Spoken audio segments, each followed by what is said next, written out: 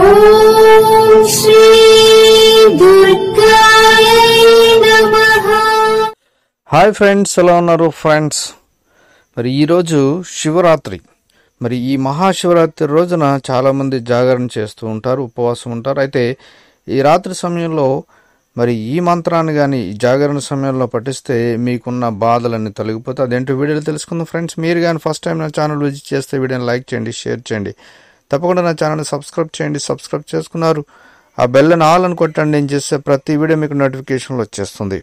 ఈ మహాశివరాత్రి పర్వదినాన్ని యావత్ దేశ ప్రజలు భక్తి ప్రవత్తులతో జరుపుకుంటున్నారు.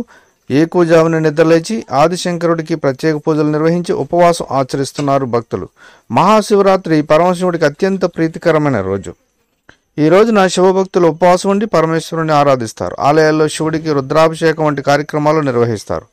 ఇక శివరాత్రి పర్వదినం పురస్కరించుకొని శివాలయాలన్నీ భక్తులతో కిక్కిరిసి పోతూ ఉంటాయి.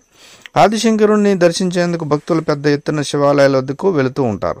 శివుడికి ప్రీతికరమైన త్రిదళ పత్రం సహా వివిధ రకాల పుష్పాలతో పూజిస్తూ ఉంటారు. అభిషేక ప్రియుడికి నిత్యాభిషేకం చేస్తూ స్వామివారిని ప్రసన్నం చేసుకుంటూ ఉంటారు. అయితే బోలాశంకరుడిగా పిలుచుకునే పరమేశ్వర అనుగ్రహం పొందడానికి ప్రత్యేక మంత్రం ఉంది. ఆ మంత్రం వేద పండితులు, పూజారులు సూచిస్తున్నారు. మరి వేద పండితులు, పూజారులు సూచిస్తున్న ఆ మంత్రం ఏంటంటే ఓం నమ శివాయ. ఇది శివ పంచాక్షరి మంత్రం.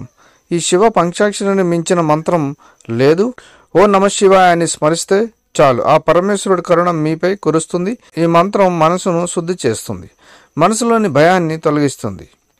ఇది రాత్రంతా జాగరణ చేస్తున్న వారు మరి ఈ మంత్రాన్ని స్మరించడం వల్ల మీకు అన్ని ఈతి బాధలన్నీ తొలగిపోతే, అలాగే ప్రతిరోజు కూడా 108 సార్లు ఈ మంత్రాన్ని జపిస్తే అన్ని పాపాల నుంచి విముక్తి కూడా లభిస్తుంది. అంతేకాదు మనసును కూడా ప్రశాంతంగా ఉంచుతుంది. కాబట్టి ఈ రాత్రంతా జాగరణ చేస్తున్న వారు ఓం నమ శివాయ అనే మంత్రాన్ని జపించడం వల్ల మరి ఇన్ని మేలులుంటే ప్రయత్నించండి. అందరికీ శివరాత్రి శుభాకాంక్షలు.